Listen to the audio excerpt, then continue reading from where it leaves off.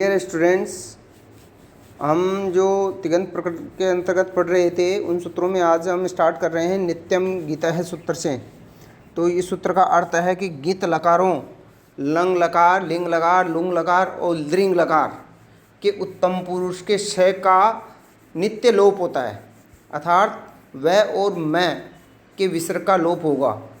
तार कहने का मतलब यह है कि जो गीत जिनमें गय की इत संज्ञा हुई है उन लकारों के अंतर्गत क्या है, जैसे लंग लकार है, लिंग लकार है, लुंग लकार है और दृंग लकार है के उत्तम पुरुष के स और जो मैं है इसके स का लोप हो जाएगा।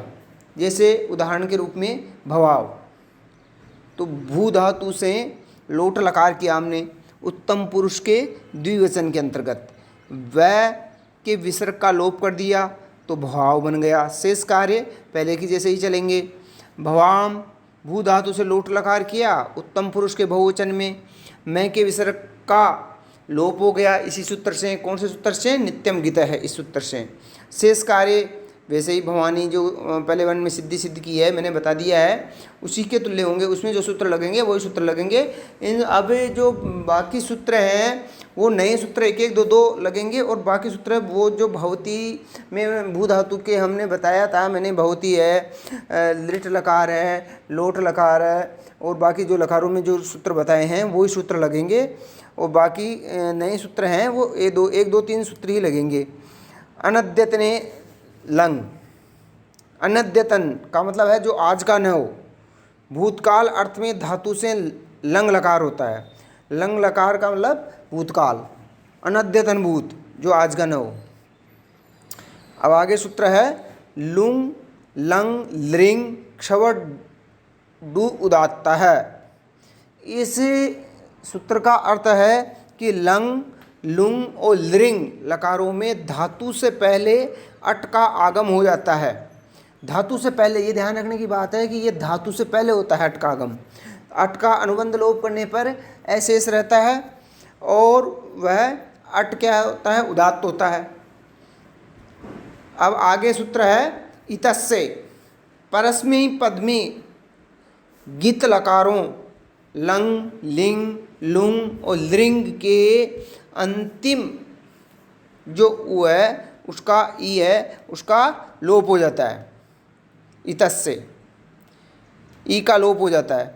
इसमें ती का तय रहेगा और अंति का अंत और उसको अन हो जाएगा और शी का स रहेगा शेष, बाकी विसर्ग रहेगा। लंग लकार में सर्वत्र धातु से पहले ए लगेगा। जो लंग अनद्यतन भूत है उसमें क्या है? धातु से पहले ए लगेगा और सबका आगम होगा। कर्तरी सब जो सूत्र है उससे सबका आगम हो जाएगा।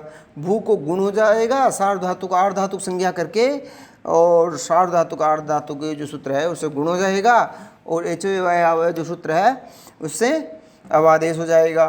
ती का तय शेष रहेगा और तय को ताम हो जाएगा। जी का अन रहेगा और सी का विसर्ग रहेगा, उसका सी का क्या है? विसर्ग शेष रहेगा।